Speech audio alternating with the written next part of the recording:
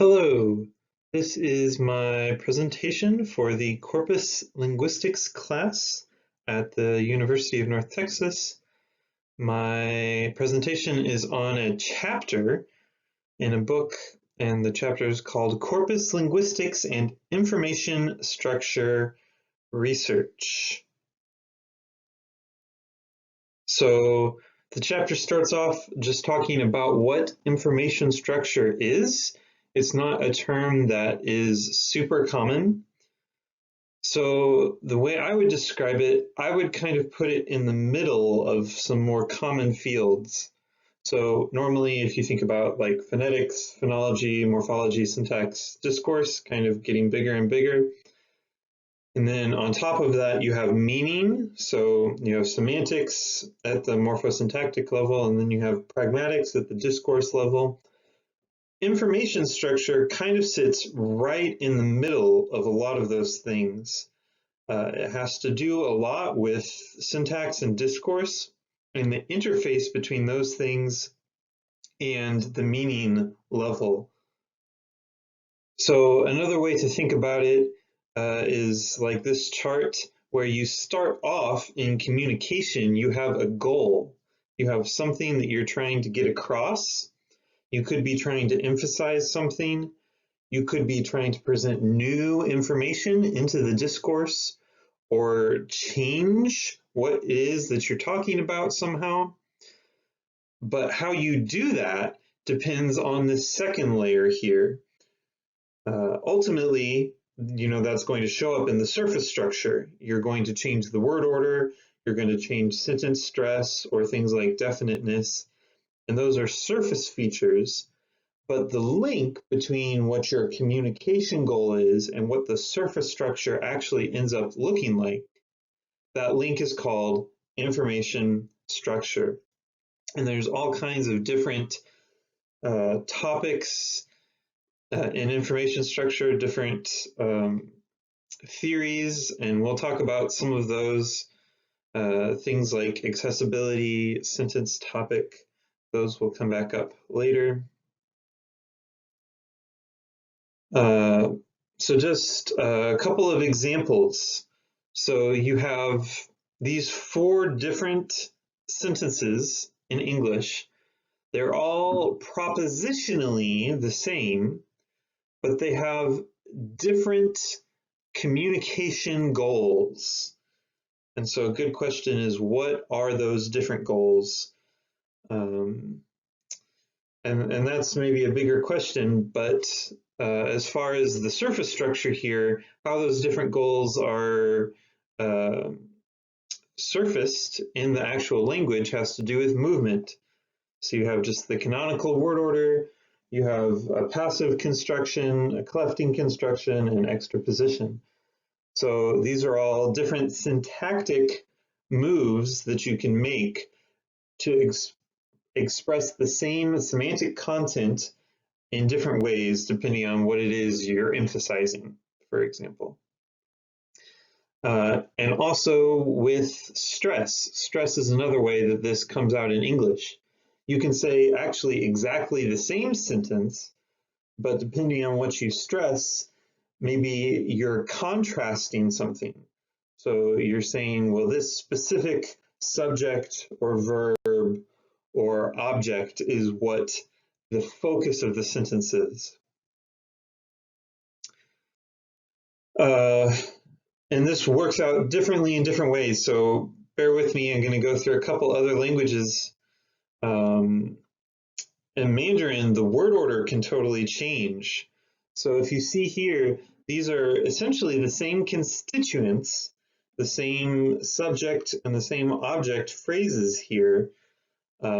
And the subject is always going before the verb, but the object can actually go in any position here, depending on what it is you're trying to communicate. Another famous thing, I'd like to ask all the Chinese speakers in the class, what is the difference between these 2 sentences? The difference is pragmatic, and a lot of that has to do with, again, your communication goal. Finally, in Spanish, Spanish has something that you might call optional case marking. And a lot of times it's explained quite simply where, the highlighted phrase here is the object. And if the object is animate, so su tío, that's a human, that's a relative, so it's animate, you have to use the case marker here. But su coche, that's a car, inanimate, it does not occur. But there are lots and lots of exceptions. So if you're talking more generically, so here, busco un marido, so you're just looking for a spouse generally. You're not looking for a particular person, it's more generic, so you might actually not use the case marking, even though it's animate. There might be times when you do use the case marking with inanimates. So here you have a mountain range. I mean, that's totally inanimate, but because the subject is being viewed as very agentive, that's why people think the case marking occurs here.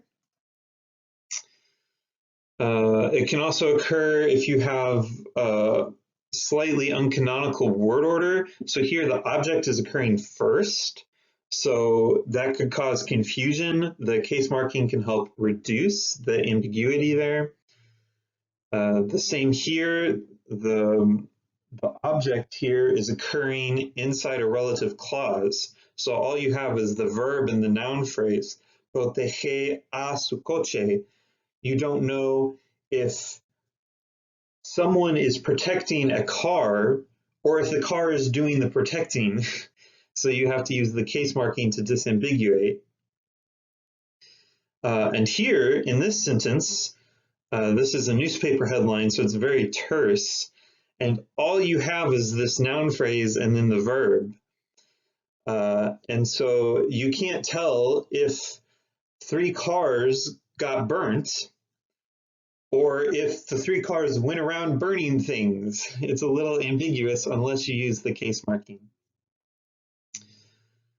You also have optional verb marking. So normally, the subjects are just marked on the verb directly, but you can add the pronoun if you want to emphasize something. So these two sentences, again, propositionally, they are identical, but the second one has a very different communicative function, probably.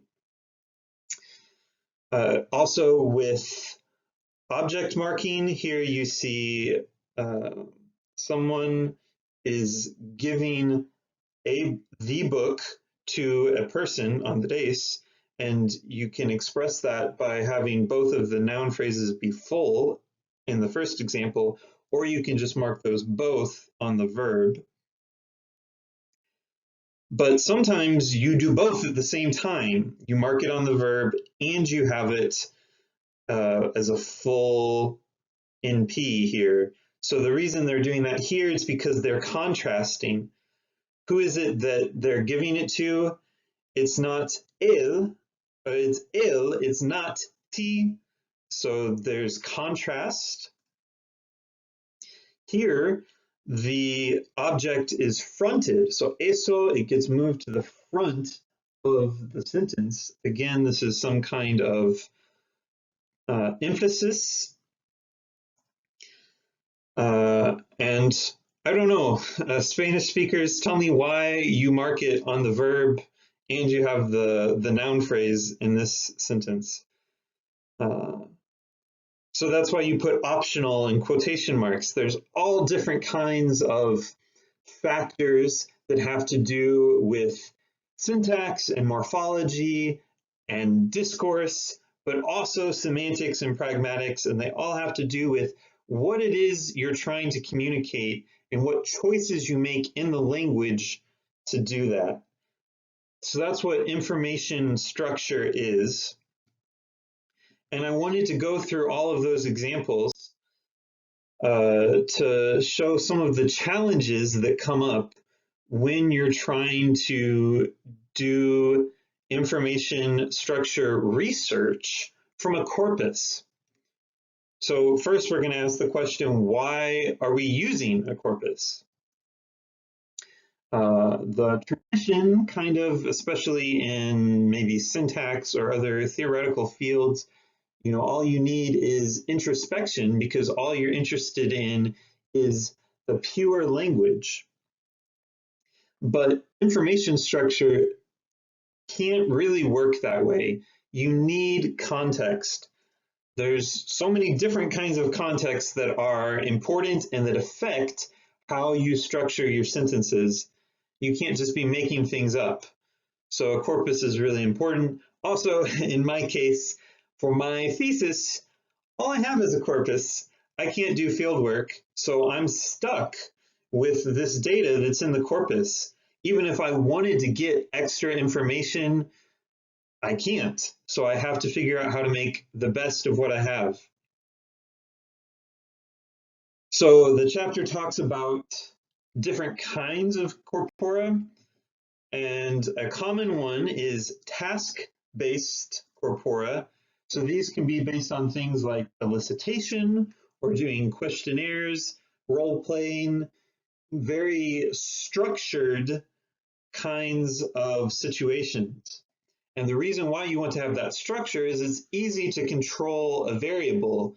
You can only change a single thing at a time, and obviously that makes it easy to see motivations behind certain changes if you only have one variable. And it is better than introspection. I say semi-naturally occurring. Obviously, with elicitation, you're prompting a lot of things, or with questionnaires, it's not really naturally occurring. It is better than introspection. So the alternative to task-based corpora are general purpose corpora. So if you're using a general purpose corpora, you can say more generalizations. You can make quantitative statements like, oh, this thing occurs in 47% of these cases. Unfortunately, almost all of these corpora are going to be very limited. Prosody, as we saw in English, is very important. Where you're stressing things has a huge impact on information structure. And there are all kinds of other things that are going on in the context. Like we said, context was really important. So corpora provide some of that context, but definitely not all of it. So there are a lot of limitations too. So when you're actually going through and annotating, what do you include? Like we saw in those examples, there are so many different things that can affect the way you structure a sentence. And so thinking back to the chart at the beginning, comparing the surface structure of a sentence with the interface here, the info structure, if you are looking at the info structure and you're trying to annotate that, that's going to be maybe more revealing into what the actual communication goal is, but it's also going to be a lot more complicated. Obviously, the surface structure is more objective, and so it's a lot easier to just annotate surface structure things. So there's kind of a tension there between what you're trying to annotate. So what are your goals? One goal is just to find all of the examples where a certain phenomena occurs. And you say, okay, well, in all of these examples, I can quantify the motivation of this specific phenomena. But that is very hard to do. So another thing that can be really helpful, even if you're just annotating surface structure, if it's not super revealing at first, if you have lots of different things that you're annotating for, if you're annotating for syntax and noun semantics and verb semantics, there might be some combination of all of those different elements it actually provides insight into the information structure. Whereas if you're just looking at one of those things, you wouldn't have thought they're related. But the combination of them is what really motivates a certain information structure analysis.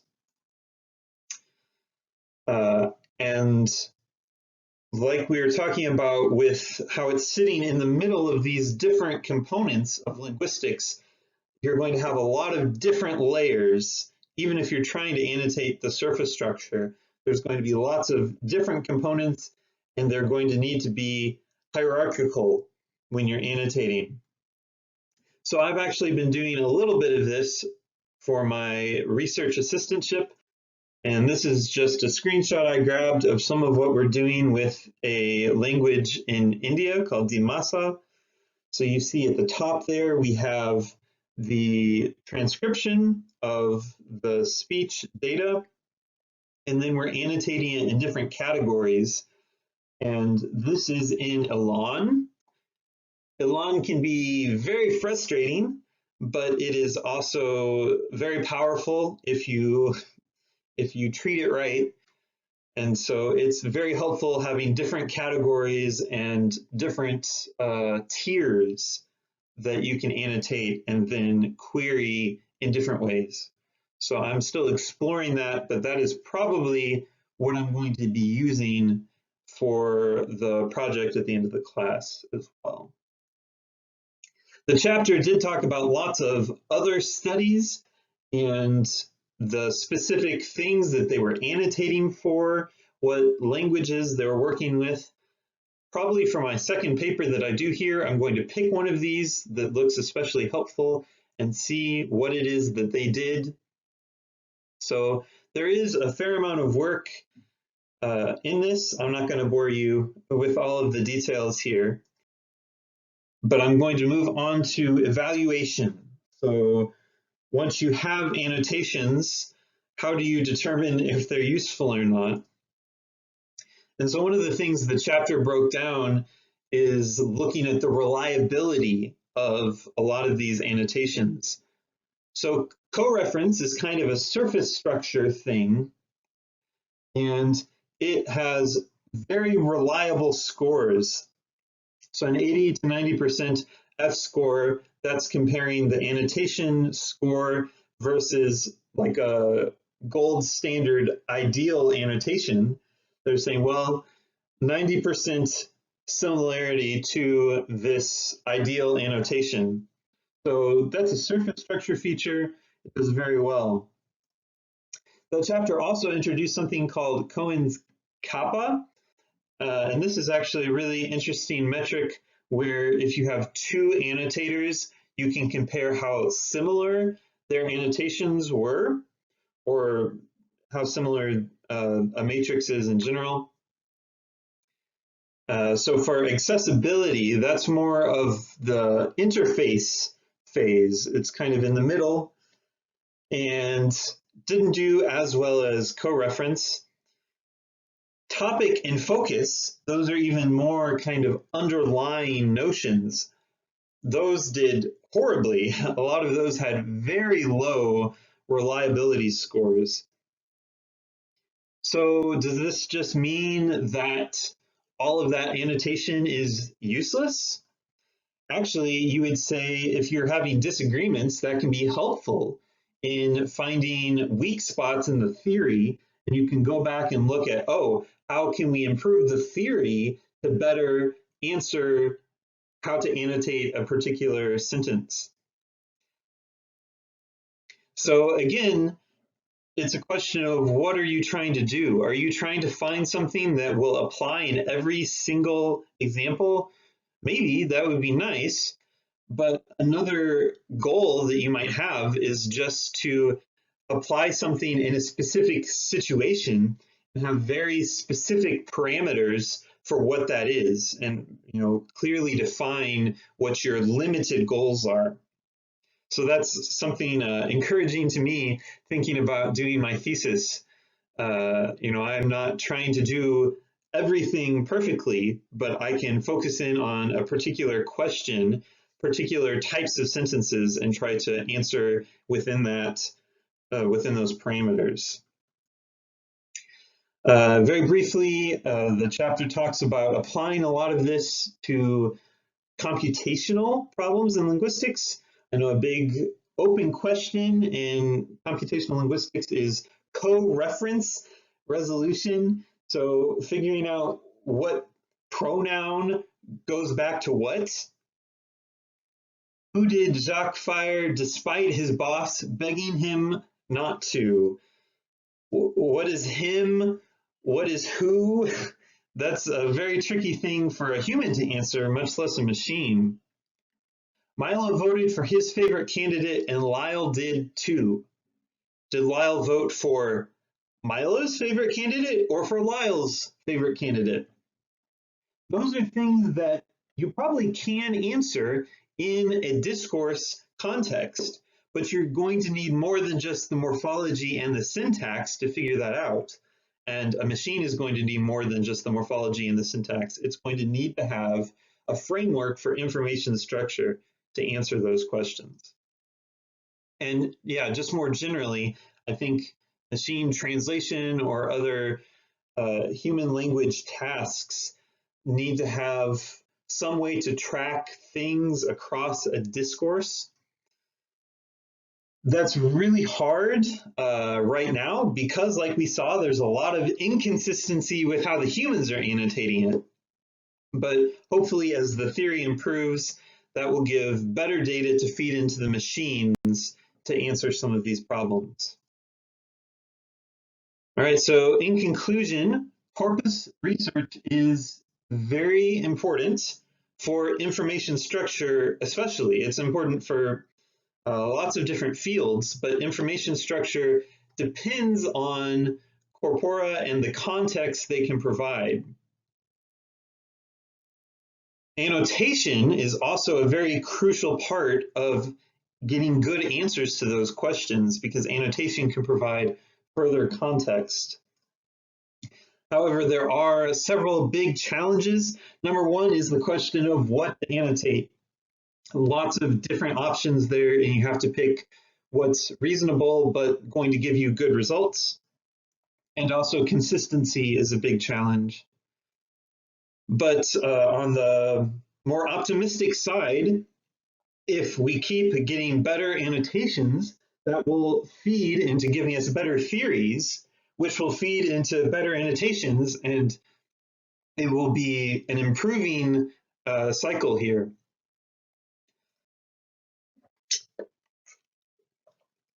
So I really enjoyed this paper. I thought it gave me a good framework for starting out. Like I said, in the future, I want to look at some specific work that has been done with corpora and apply that to my own work this semester. I'm excited to hear your feedback and comments and questions.